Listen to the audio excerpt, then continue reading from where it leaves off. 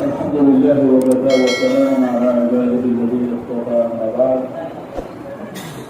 فأعوذ بالله من الشيطان الرجيم بسم الله الرحمن الرحيم ولقد يسرنا القرآن للذكر فهل من مدكر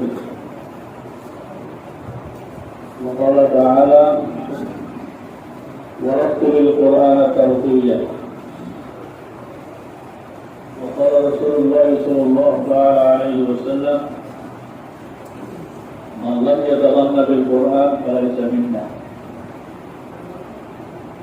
صدق الله مولانا العظيم وصدق رسوله النبي الكريم ونحن على ذلك من الشاهدين والشاكرين والحمد لله رب العالمين الله سبحانه وتعالى رحمه ورحيم মেহেরবানি আল্লাহ আল্লাহ সুবহানাহু ওয়া তাআলা আমাদেরকে কোরআন কারীমের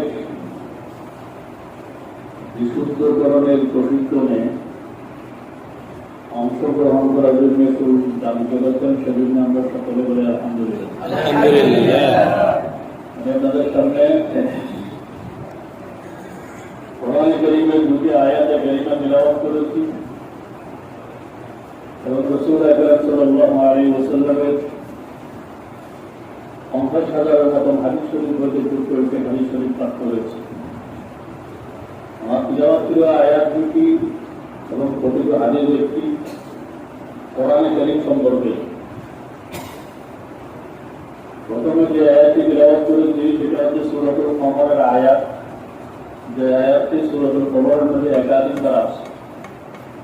কোরআন কারীমের মধ্যে আল্লাহ তাআলা কোরআন কারীম সম্পর্কে, কোরআন কারীমের ইয়াদ, খাদ্য, শরম ইত্যাদি সম্পর্কে একাধিকবার বলেছেন যে ওয়ালাকাদ ইয়াসসারনাল কুরআনা লিযিকরি ফাহাল মিন মুদ্দাকির, যে আমি কোরআন কারীমকে ইয়াদ করার জন্য, স্মরণ করার জন্য, উপদেশ গ্রহণ করার জন্য সহজ থেকে সহজ করে দিয়েছি। ফাহাল মিন মুদ্দাকির, অতএব কোন স্মরণকারী, ইয়াদকারী, উপদেশ গ্রহণকারী আছো কি? তাহলে পরের অংশে ফাহাল মিন মুদ্দাকির এই কথা বলেছেন যে কোন ইয়াদকারী, স্মরণকারী, উপদেশ গ্রহণকারী হইলেই তার মধ্যে আল্লাহ তাআলা কোরআন কারীমের ইয়াদ, স্মরণ, উপদেশ গ্রহণ সহজ করে দিয়েছেন। শর্ত হল ইয়াদকারী, স্মরণকারী, উপদেশ গ্রহণকারী প্রথমে হইতে হবে। যে কি হোক, আমাদের বাংলা একটা হাদিস আছে, ইচ্ছে করলে উপায় হয়, ইচ্ছে করলে এটা বাংলা হাদিস আছে, আমার বেশি তোমরা সকলে বলি শুনি। তো এত আলাদা একথা বলেছেন যে কোরআনকে যদি কেউ বিশুদ্ধ করতে চায়, কোরআনকে কেউ যদি স্মরণ করতে চায়, কোরআন থেকে কেউ যদি উপদেশ গ্রহণ করতে চায়, তাহলে আল্লাহ তাআলা তার মধ্যে কোরআন কারীমকে ইয়াদ করা, স্মরণ করা, কোরআন কারীম থেকে উপদেশ গ্রহণ করা তার মধ্যে সহজ করে দেবে। আর রেকর্ড এবং প্রমাণ করবে একটা মাথায় ঘটনা আসবে, সেটা হল আমাদের দেশের অনেকে মনে করেন যে আমাদের বয়স হয়ে গিয়েছে, আমরা ছোটবেলায় কোরআন কারীম শুদ্ধ করি নেই, বিশুদ্ধ করি নেই, এখন আমরা এই বেশি বয়সে এসে কোরআনকে শুদ্ধ করতে পারবো, সঠিক করতে পারবো, এরকম একটা মনোভাব, মূল ধারণা আমাদের ব্রেইনে কাজ করে।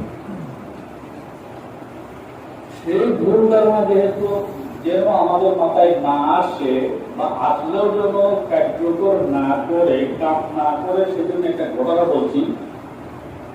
আমাদের এই উম্মতে মুহাম্মদিয়া তথা সর্বশেষ উম্মত আমাদের আমরা, এই সর্বশেষ উম্মতের প্রথম হচ্ছে সাহাবায়ে কেরাম। সাহাবায়ে কেরামদের মধ্যে সবচাইতে বয়স্ক ছিলেন কোন সাহাবী? যারা আছে কারো?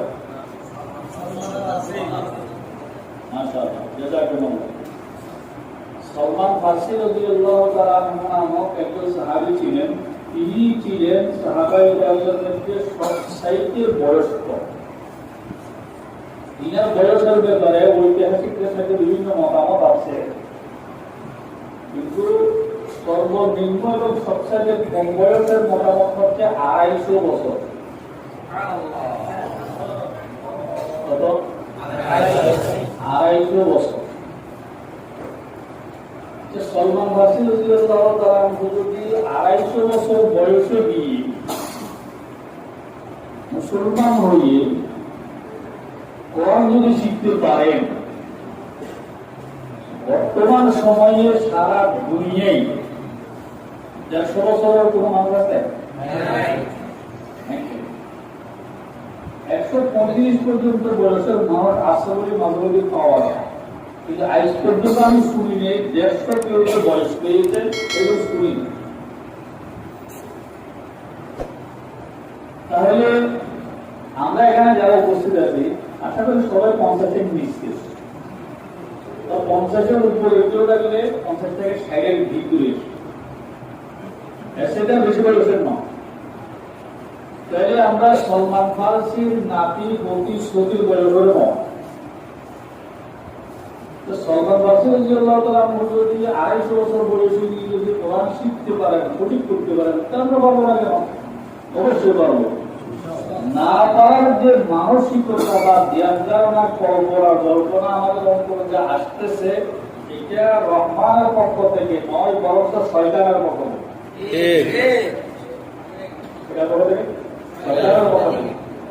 আর শয়তানের পক্ষ থেকে এই ধরনের কল্পনা যে আসতে পারে, সেটা আল্লাহ তাআলা কোরআনে কারীমে বলে রেখেছে। আল্লাযী ইউওয়াসওয়িসু ফি সুদুরিন নাস মিনাল জিন্নাতি ওয়ান নাস ওয়া ইন্না শাইতান মিনাল জিন্নি ওয়া মিনাল ইনস। জিন হইতেছে, শয়তান হইতেছে জিন্নাতের বংশ থেকে, মানুষের বংশ থেকে নয়। সেজন্য যত প্রকারের ভুল কল্পনা, জল্পনা, ধ্যান ধারণা, কুমন্ত্রণা আসতে পারে, এগুলো শয়তানের পক্ষ থেকে আসতে পারে, রহমানের পক্ষ থেকে নয়। রহমান তো সেজন্য বলে রেখেছেন সূরাতুল কমরে একাধিকবার যে ওয়ালাকাদ ইয়াসসারনাল কুরআনা লিযিকরি ফাহাল মিন মুদ্দাকির, আমি কোরআনকে তোকে সহজ করে দিয়েছি। সেজন্য ইতিহাস বলে জবুর, ইনজিল, তওরাত, কোরআনের পূর্বে 3টি আসমানি গ্রন্থ, এগুলোর বিশেষ উল্লেখযোগ্য কোন হাফেজ যে দুনিয়াতে ছিল এর কোনো রেকর্ড নেই।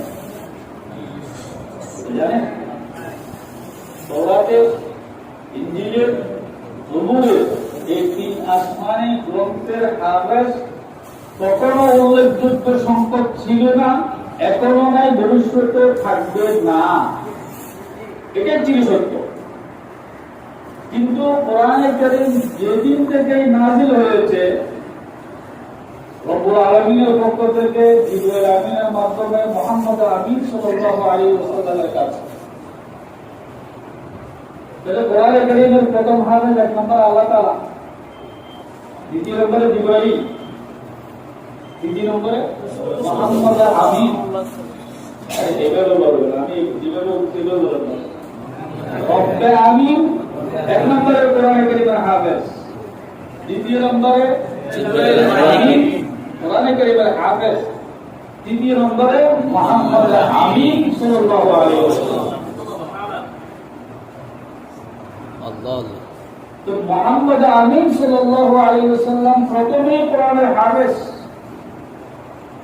এরপর কোরআনে কারীম যাদের মাধ্যমে লিখিয়েছেন, লিপিবদ্ধ করাইছেন, কাতিবিনে ওয়াহি,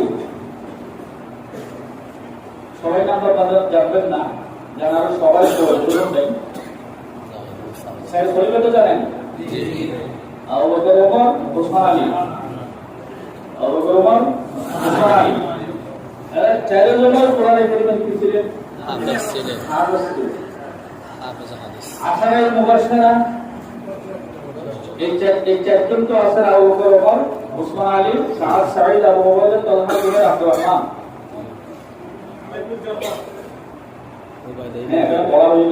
সাদ, সাঈদ, ওবায়দা, আবু বকর ইবনে জাররাহ, এই 6 জন ওই পরিবার 4 জন, এরা 10 জন আশারায়ে মুবাশশিরা, এরা 10 জনও কি ছিলেন? হাফেজ ছিলেন। বর্তমান বিশ্বের জরিপ হচ্ছে 4,18,00,000 কত হাজার হাজার দুনিয়াতে আছে। কোরআনে কারিমে আছে, কোরআনের আলোকে আওয়াজকে নিবেই দিতে চাইবেন তখনও এখনো ভবিষ্যতে অনেক কাফেররা মুশরিকরা ইউরিদুনা লিইউতফিউ আল্লাহু বিআফওয়াহিহিম ওয়াল্লাহু মুতিম্মু নূরিহি ওয়ালাউ কারিহাল কাফিরুন ওয়ালাউ কারিহাল মুশরিকুন। দুই জায়গায় দুই আয়াতে দুই কথা আছে। অর্থাৎ কাফির এবং মুশরিকরা কোরআনকে মিটিয়ে দিতে চাইবেন কি দিয়ে? বিআফওয়াহিহিম, মুখের ফুৎকার দিয়ে। কি বলবে? এই কথা বলবে যে অল মডেল কোরআন নিউ মডেল যুগের জন্য আসবে। একে বলি কি বলবেন? অল মডেল কোরআন নিউ মডেল যুগের জন্য আসবে। এটাই সর্বশেষ কথা। ওনারা বলতে বলতে গালের পানি শুকাই ফেলবে, মাথার মগজ খেয়ে ফেলবে, শরীরের রক্ত মাংস শেষ করে ফেলবে, কিন্তু কোরআনকে বুঝাইতে পারবে না। কারণ আল্লাহ তাআলা বলেছেন ওয়াল্লাহু মুতিম্মু নূরি, আল্লাহ তার কোরআনে কারীমের নূরকে পরিপূর্ণ করবেন। আল্লাহ যদি নিজের কালামের নূরকে, আলোকে, আলোচনাকে, পর্যালোচনাকে, বিধিবিধানকে পরিপূর্ণ করেন, আমি আর আপনি আরে সকল নাস্তিক কুকুর শুকুর এগুলোকে নিচে যাবে, কি যাবে? তবে প্রয়োজন হইল একটা জিনিস, সেটা কি? সেটা হচ্ছে আজ থেকে 1000 বছর পূর্বে কোরআনে কারীম দুনিয়াতে অবতীর্ণ হয়েছে। এই কোরআনে কারীমের আওয়াজ উত্তোলনকারী সর্বপ্রথম ছিল মুহাম্মদ আমিন সাল্লাল্লাহু আলাইহি ওয়াসাল্লাম একজন। একজনের ছিল, তিনি একজন। এই বড় বড় লোকদের মাঝে অল মডেল কোরআন নিউ মডেল যুগে আনফিট বলনেওয়ালা হাজারো লক্ষ কোটি মানুষের সামনে বলতে বলতে এটাকে চালু করেছে, বাস্তবায়িত করেছে। যারা কোরআন হবে না বলেছিল, এরা তখন নিশ্চয় হয়েছে, এখন নিশ্চয় হচ্ছে, হবে। কিন্তু আমরা যারা নাকি কোরআন নিয়ে আছি, কম হই আর বেশ হই, আমাদের সেই ইয়েতেই অন্তর থাকতে হবে, সেই ইয়েতেই অন্তর থাকতে হবে। যেমন আলহামদুলিল্লাহ, আল্লাহ শুকর, আমি নিজেকে কোন একজন ডাক্তার থেকে, কোন একজন ইঞ্জিনিয়ার থেকে, কোন একজন ব্যবসায়ী থেকে, কোন একজন রাজনীতিবিদ থেকে নিজেকে নিজে ছোট, নগণ্য, অমর্যাদাশীল, অমর্যাদাকর আমি মনে করি না, নিজের দয়া করছি। এবং আমার বুকে এতটুকু সাহস আছে, বাংলাদেশের যত বড়ই গ্রাজুয়েট হোক, যত বড়ই নাস্তিক হোক, যত বড়ই উল্টা পাল্টা বলনেওয়ালা হোক, আমি প্রমাণ করব ইসলাম ওই fit of fit, non Islam unfit of না আনফিট। এটা আমি প্রমাণ করব, সে যেই হোক। সে মর্মে আমি আশাবাদী, আস্থাশীল। সেজন্য আমি বলি যে যারা কোরআন শিখবেন, পড়বেন, কোরআন শিখি পড়াপড়ি নিয়ে ব্যস্ত থাকবেন, তারা নিজেদেরকে ছোট মনে করবেন না। ছোট বড় করে কোনো কাজ নেই। ওরা কি করে গোটা কথা করে? আমরা ছোটবেলায় স্কুলে পড়ার সময় ক্লাস 1 বলতে বসছি, কি কখন কখন ডাক পাড়ে, কখন মোদের কারবারে, আইরে কখন ঘরে আই, দুধ পাকাবার কাকে খাই, এগুলো এখন নাই। আপনারা হয়তো বসছেন, এখন এগুলো হয়তো নেই। ঠিক আছে, আমার প্রশ্ন হলো, দুধ মাঝাবার কাকে কেন খাবে? দুধ মাখাবার তো আমি না যাবো, কাকে কেন খাবে? কাকের জন্য আল্লাহ তাআলা দুধ মাখাবার আয়োজন করছিলেন। আরে দুধ মাখা ভাত এটা আমি খাবো, আমি মানুষের জন্য বানাইছি, এটা কাকের জন্য না তো। তারপরে শুরুতে বলেছি কি আব্দুল মাকদুম গোলাডুম, এগুলো পড়া, এই সকল এগুলোই হচ্ছে এই দেশের মানুষের জন্য পড়ার প্রথম ভিত এবং স্তম্ভ। আর এই পড়ালেখা যারা বানাইছেন এগুলো মুসলমান, শয়তান কতগুলো, এগুলো কতগুলো শয়তান। এই শয়তানি সিলেবাস, শয়তানি কারিকুলাম, শয়তানি পড়ালেখা করে কিভাবে ধরে কথা। সেক্ষেত্রে ইসলামের পড়াশোনা কত সুন্দর। ইসলামের মূল বাণীতে কোরআন, সেই কোরআনের প্রথম সূরার প্রথম আয়াত আলহামদুলিল্লাহি রাব্বিল আলামিন, কত সুন্দর। বিসমিল্লাহির রহমানির রহিম, কত সুন্দর। কোন তুলনা আছে? কোন তুলনা আছে? সেজন্য বলছি আমরা কোরআন বিশুদ্ধ করার জন্য, বিশুদ্ধ করতে পারার জন্য আমাদের প্রথমত ইচ্ছা লাগে। মনের ইচ্ছে এবং সংকল্পের উপর ভিত্তি করে আল্লাহ তাআলা সহজ এবং আসান করার যা আছে সেটা আল্লাহ তাআলা করবে। মনের মালিক কে? আল্লাহ।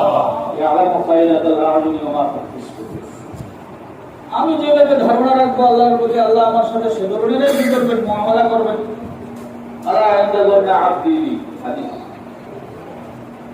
কিন্তু একটা ঘটনা হয় কি জানেন, এই যে আমরা ওলামায়ে কেরামরা কোরআন পড়ার পরও নিজেদেরকে ছোট মনে করি, নিজেদের পড়ালেখাকে যে ছোট মনে করি, এটাই হচ্ছে আমাদের জন্য বড় গজব।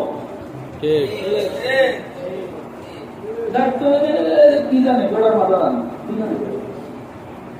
ডাক্তারদের থেকে পড়ালেখা আমরা কম করছি নাকি? ইঞ্জিনিয়ারদের থেকে পড়ালেখা আমরা কম করছি নাকি? কম করে নাকি? কিন্তু ও সেটা করছে শুধুমাত্র দুনিয়ার উন্নতি এবং অগ্রগতি ভোগবিলাসের জন্য। আমারটা আমি করছি এই দুনিয়ার উন্নতি, অগ্রগতি এবং ভোগবিলাসের জন্য নয়, বরঞ্চ আমি যে ইসলামিয়াত পড়েছি, শিখেছি, জেনেছি, বুঝেছি, সেটা হচ্ছে আখিরাতের উন্নতি, অগ্রগতি এবং ভোগবিলাসের জন্য। দুনিয়াটা এমনি হয়ে যাবে, দুনিয়াটা এমনি হয়ে যাবে। আপনি দেখেন না, কোথায় দেখবেন নবী এবং সাহাবাদের ওখানে দেখবেন, এখানে না, এখানে দেখলে আমরা ঢুকাতে দিলাম। নবী এবং সাহাবায়ে কেরামরা এটা তো কোরআনে বলেছিল নাকি অন্য কিছু বলেছিল? অন্য কিছু বলেছিল নাকি? অন্য কিছু বলে না তো, কোরআনেই বলেছে। এই কোরআনে সবকিছুই আছে। যে কথা এক কবি বলেছেন, যদি কোরআন ওয়ালাকিন তাকাসারাত আনহুম ফাহামুর রাজাল, যে কোরআনের সমস্ত বিষয় আছে, কিন্তু আমাদের জ্ঞান, বুদ্ধি, বিবেক, মেধা তা অর্জন করা হইতে, আয়ত্ত করা হইতে অক্ষম থেকে। আমাকে মুজিবুর রহমান কলেজের এক প্রফেসর জিজ্ঞাসা করছিল যে গতকাল এক ওয়াইদের মুখ থেকে এই কথাটা আমি শুনেছি, আপনি আমাকে বলেন, আমি ম্যাথ বিষয়ের প্রফেসর, কোরআনে ম্যাথ বুঝেন সবাই? অঙ্ক ম্যাথ জানি, অঙ্ক শাস্ত্রের কথা কোরআনে কোথায় আছে? তথ্যই আমার মেমোরিতে আসতে পারে। কোরআনের মধ্যে হজের বয়ানেতে এই কথা আল্লাহ তাআলা বলেছেন, মান তামাত্তাআ বিল উমরাতি ইলাল হজ ফামাস্তায়সারা মিনাল হাদি ফামান লাম ইয়াজিদ ফাসিয়ামু সালাসাতি আইয়ামিন ফিল হজ ওয়া সাবআতুন ইযা রাজা'তুম তিলকা আশারাতুন কামিলা। এটা কি যোগ? 3 আর 7 কত হয়? 10 হয়। এই কথা কোথায় আছে? কোরআনে আছে। হজ সম্পর্কীয় বয়ানে আছে। লসাগু, গসাগু, ভগ্নাংশ সূরাতুন নিসার 10 এর মধ্যে আছে। ইউসিকুমুল্লাহু ফি আওলাদিকুম বিয-যাকারি মিসলু হাযযিল উনসায়াইন, যে পুরুষ নারী ডাবল পাবে গুণ। তার মায় সুদুস পাবে, স্ত্রী সুমন পাবে, 6 টাকার 1 ভাগ, 8 টাকার 1 ভাগ। এগুলো কি ভগ্নাংশ? এগুলো কোরআনে আছে না? আছে তো। তো সেটাকে একটু লেনে ছেড়ে পড়ে বিষয়ের প্রফেসর এবং লেকচারার, আর আমি এগুলো তো শুধু এমনি পড়ছি, সেগুলো গেলে আমি নাম মোল্লা। বুঝলি, আমাদের দেশে মোল্লা শব্দটি তিরস্কার অর্থে ছোট করার অর্থে এভাবে ব্যবহার না, এভাবে বেরিয়ে দেয়। সামনের ভবিষ্যৎ কিন্তু কোরআন ওয়ালাদের ইয়াদ রাখবেন। সামনের ভবিষ্যৎ কোরআন ওয়ালাদের। আপনাদের উপস্থিতি এবং আগ্রহ দ্বারা আমার একটু খুশি একটু বলে দিচ্ছি। 2021-এর 15ই আগস্ট আফগানিস্তানের ক্ষমতায় এসেছে তালেবানরা। এরা মুসলমান আর কি, এরা সে দেশের প্রধানমন্ত্রীর নাম জানেন? মোল্লা হাসান মুত্তাকি। কি? মোল্লা হাসান মুত্তাকি। সে দেশের আমিরুল মুমিনের নাম হচ্ছে মোল্লা হিবাতুল্লাহ মুজাদ্দিদি। মোল্লা হিবাতুল্লাহ মুজাদ্দিদি। আর ভাইস প্রেসিডেন্টের নাম আব্দুল গনি বারাদা। মোল্লা আব্দুল গনি বারাদা, সব মোল্লা। এদের কাছে মোল্লা আছে সব ধরা গেছে। এটা জানেন কি আপনারা? জানি না। এই আফগানিরা 40 বছর যাবত, কত বছর? 40 বছর যাবত যারা কুকুরের সাথে খেলতেছে। ব্রিটিশের সাথে খেলেছে 10 বছর, রাশিয়ার সাথে খেলেছে 10 বছর, কত হইল? 20। আমেরিকার সাথে খেলেছে 20 বছর। সবাই শোষণীয় পরাজয় বরণ করে কুকুরের মতো হয়ে তাড়ি ফেলে গেছে, লেগে গেছে। ওদের না মান সম্মান গেছে, এই মোল্লাদের মান সম্মান গেছে নাকি? কেন? একটাই কথা, ইয়েতিম। ইয়েতিম যে নবী এবং সাহাবারা কোরআনেই পড়ছিল, কোরআনেই পড়ছিল, কোরআন মতোই চলছিল, তো তাদের যদি সম্মান হতে পারে, আল্লাহ দিতে পারে, তা আমরা সেগুলো জানি তো। আমাদেরকে কেন আল্লাহ তারা দিলেন না? সেজন্য ইনাদের এই মোল্লাদের কাছে মোল্লাদের সব ধরা, সব একটা কথা বলে দিই। তালেবান সরকারের আমলে, অর্থাৎ 96 টু 2001, সেই সময় আর আমিরুল মুমিনিন ছিলেন মোল্লা ওমর রহমতুল্লাহি আলাইহি ওয়া মাররা বিকুল্লি যাররা ইলা ইয়াউমিল কিয়ামা। তার পররাষ্ট্রমন্ত্রী ছিল মোল্লা জালালউদ্দিন হক্কানি। এখন তারা বলছেন, এখন ওনার ছেলে সিরাজউদ্দিন হক্কানি স্বরাষ্ট্রমন্ত্রী। ওনার বাবা জালালউদ্দিন হক্কানি ছিল পররাষ্ট্রমন্ত্রী। সে জালালউদ্দিন হক্কানির কাছে Mrs Hillary Clinton, Hillary Clinton একে একে 3বার ওনার সাথে বৈঠক করতে চেয়েছিল। না, আমি করবো না, এই সকল নোংরা বেডিদের সাথে আমি বসার জন্য রাজি নেই। তখন সিরাজউদ্দিন হক্কানিকে পাঠাইতো, যা এই বেডির সাথে একটু কথা বলে আসি, ও কি বলতে চায়। তো জালালউদ্দিন হক্কানি সাহেব রহমতুল্লাহ আলাইহি এই সিরাজউদ্দিন হক্কানিকে বলতো, এই বললে এই বলবি, এই বললে এই বলবি, বলে আবার হাজিরা দিত। বল কি বলছি বল, আবার হাজিরা দিত। এর বাইরে আর কোনো কথা, এর বাইরে আর কোনো কথা মানে কুফর এবং কাফের লিডারদের প্রতি ওনাদের এতই ঘৃণা ছিল যা বলার মতো।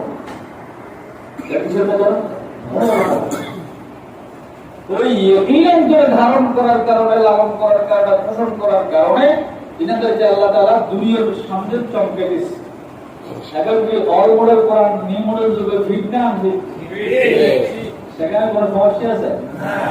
এখানে কি সরকারি মারামারি ভিডিও সভাপতি এগুলো আছে নাকি? কিছু নেই। 1996 থেকে 2001 পর্যন্ত আমিরুল মুমিনের আমলে সরকারি কর্মকর্তাদের কোনো বেতন নেই। হ্যাঁ, কারো যদি সরকারি ভাতা নিতে হয়, সে নিবে তার যা লাগে তা, যা লাগে এখনো হয়ে যাবে। এখনো সেখানে মন্ত্রী, মিনিস্টার, এমপি যারা আছে আর কি, এটা তো কোনো কিনে বেতন নেই। ইসলামিক এমারতের সিস্টেম এটা। এর গন্ডগোল কোথা থেকে হয়? তো প্রেসিডেন্টের জন্য 5 লাখ টাকা বেতন, গাড়ি বাড়ি সবগুলো ফিরি, এরপরে আরো সুবিধা বাড়ি, এগুলোর কারণে তো গন্ডগোল। আর এখন যদি কোনো তাই নেই, তাই নেই, কিছুই নেই, সবাই মিলে খাও, যা পাও যা পাও সবাই মিলে খাও না, গন্ডগোল কিছু, কোনো গন্ডগোল নেই। সেই জন্য এখানে অনেক গন্ডগোল হবে, এই দেশেও হবে, অন্যান্য দেশেও হবে। একটা যেগুলোর মধ্যে ইনসাফ নাই, জুলুমে জুলুম চলতেছিল। শ্রীলঙ্কা একটা গেল না,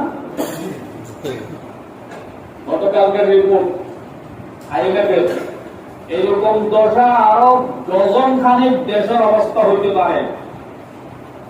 শ্রীলঙ্কার দশা আরো ডজন খানিক দেশের অবস্থা হইতে পারে।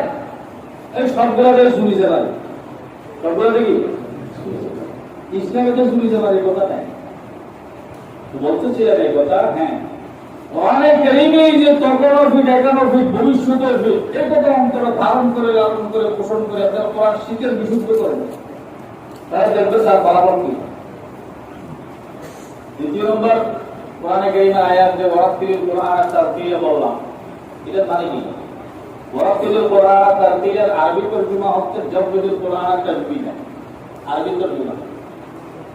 বাংলা হচ্ছে থেমে থেমে পড়ো, থেমে থেমে পড়ার মতো, থেমে থেমে পড়ো, থেমে থেমে পড়ার মতো। থেমে থেমে পড়বো কেন? ওই যে তাজবিদ সংখ্যা, মদ, গুণা, একটা যেগুলো আমরা বলতেছি আর কি, এগুলো সহকারে পড়লে, হ্যাঁ, এক শব্দ এক শব্দ, এক এভাবে কি করতে হবে, করতে হবে। তাহলে থেমে থেমে তাজবিদ সহকারে পড়া আল্লাহর আদেশ। রাসূল আকরাম সাল্লাল্লাহু আলাইহি ওয়াসাল্লাম এইভাবে পড়তেন, এইভাবে পড়তেন। তার মধ্যে একটা বিশেষ কথা যা মুসলিম শরীফের মধ্যে এসেছে, যে রাসূল আকরাম সাল্লাল্লাহু আলাইহি ওয়াসাল্লাম সূরাতুল ফাতিহার 7 আয়াত 7 নিঃশ্বাসে পড়তেন। সূরাতুল ফাতিহার মধ্যে কয় আয়াত? 7 আয়াত 7 নিঃশ্বাসে পড়তেন।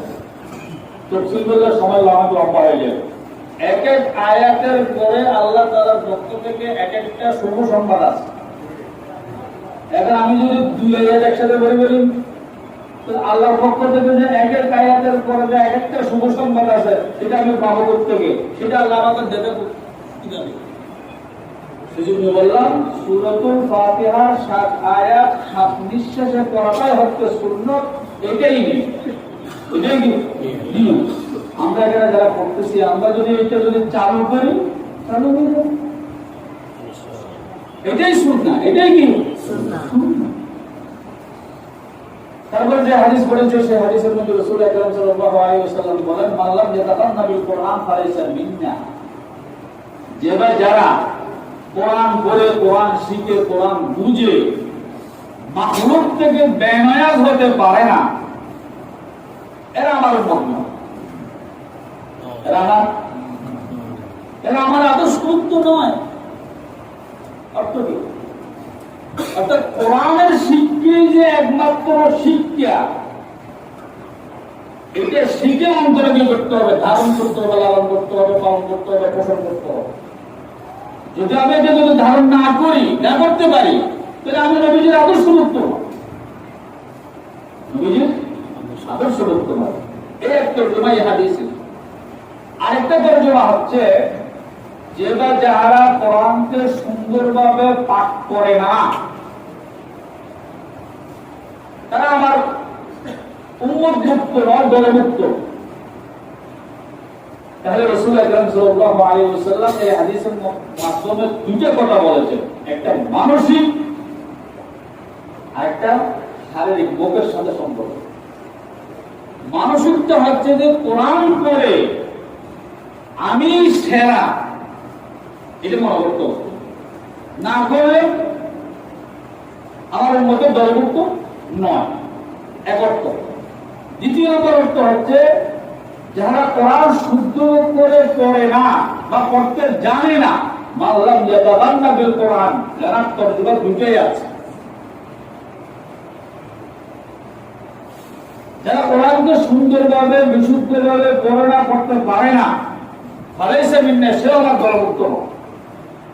এই হাদিসের আলোকে সকল মুসলিম দাবিদার এক নম্বরে কোরআন অবশ্যই অবশ্যই জানতেই হবে, সে যেই বয়সে হোক। না জানলে সে অপরাধী, সে গুনাহগার।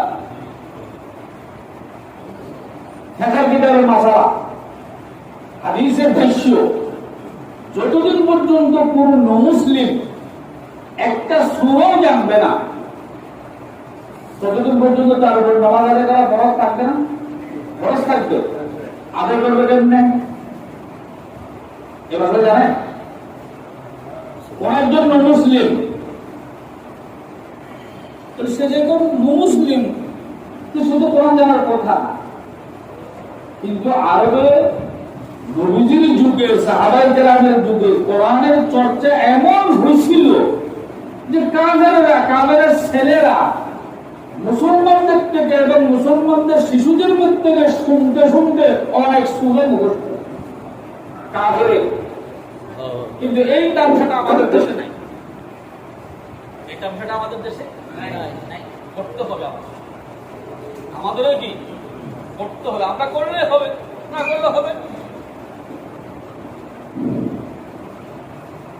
বলতেছিলাম কোন মুসলিম সেটা মুসলমান হওয়ার সাথে সাথে তার উপর নামাজ পড়া ফরজ, কিন্তু সেই নামাজ আদায় করবে কি করে? ছোট তো জানে না, নামাজ তো পরম্পরা ফরজ। তো তার ব্যাপারে থাকার মশলা হচ্ছে যে পর্যন্ত সে একটা সূরাও জানতে পারবে না, সে পর্যন্ত সে শুধু আল্লাহু আকবার, শুধু সুবহানাল্লাহ, শুধু লা ইলাহা ইল্লাল্লাহ, যে কোনো একটা শব্দ দিয়েই নামাজ শুরু করবে, শেষ। নামাজ শুরু করতেছে, আপনারা বলবেন নিয়ত বাঁধা না, এটাকে কি বলেন আপনারা? নিয়ত বাঁধা। এটা একটা আমাদের দেশের প্রচলিত ভুল, নিয়ত বাঁধা। এটাকে আমাদের দেশের প্রচলিত ভুল। নিয়তের সাথে বাঁধার কি সম্পর্ক? নিয়তের জন্য আরবি শব্দ, বাংলা হচ্ছে ইচ্ছা এবং সংকল্প। নিয়ত করা ফরজ, হাত গোটা হাত বাঁধা ওগুলো সুন্নত, হাত তোলা হাত বাঁধা এগুলো সুন্নত, কিন্তু নিয়ত করা ফরজ। তো সেই জন্য বলছি, ওই নামাজ শুরু করার সময় আল্লাহু আকবার, শেষ করার শেষে আসসালামু আলাইকুম ওয়া রাহমাতুল্লাহ এটা বলতে পারে না, সে আল্লাহু আকবার বলে সালাম দিয়ে দিয়েছে। যতদিন পর্যন্ত কোন মুসলিম একটা সূরাও জানবে না, সে ইসলামের একটা বাক্য তো অবশ্যই জানতে পারে, আল্লাহু আকবার জানতে পারে না, সুবহানাল্লাহ জানতে পারে না। ও সুবহানাল্লাহ দিয়ে নামাজ শুরু করবে, শেষ করবে, ওর নামাজ হবে। কিন্তু চেষ্টা করতে হবে, শিখে কি করতে হবে? চেষ্টায় থাকতে হবে। শিখার চেষ্টায় থাকলে সুবহানাল্লাহ বলে নামাজ শুরু করা যাবে, শেষও করা যাবে। আর চেষ্টা যদি বাদ দেন, তখন কিন্তু সুবহানাল্লাহ দিয়ে নামাজ শুরু করলেও হবে না, শেষ করলেও হবে না। কিন্তু আমাদের দেশের দশা কি? সেজন্য আল্লাহ রাব্বুল আলামিন আমাদের সকলকে এই মানসিকতা অন্তরে ধারণ করা, লালন করার, পোষণ করার তৌফিক দান করুন যে কোরআনের শিক্ষাই হচ্ছে একমাত্র শিক্ষা, সেরা শিক্ষা, এর উপর আর কোনো শিক্ষাই নাই। সে কথা আল্লাহ তাআলা কোরআনে বলেছেন, আর রহমান আল্লামাল কোরআন, বলছেন কোরআনে সবকিছু আছে। কোরআনে বায়োলজি বলেন, ফিজিক্স বলেন, কেমিস্ট্রি বলেন, বুখারী বলেন, এই বলেন, সবকিছু আছে। আল্লাহ তাআলা আমাদের সকলকে কোরআন বিশুদ্ধের এই পবিত্র অংশগ্রহণ করে কোরআনকে সঠিকভাবে বিশুদ্ধ করার তৌফিক দান করে আজকের আলোচনা এখানে শেষ করছি। ওয়াখির দাওয়ানা আলহামদুলিল্লাহি রাব্বিল আলামিন। আমার জন্য দোয়া করবেন, আমি আপনাদের জন্য দোয়া করব। আল্লাহ তাআলা সবাইকে কবুল করুন। আমিন।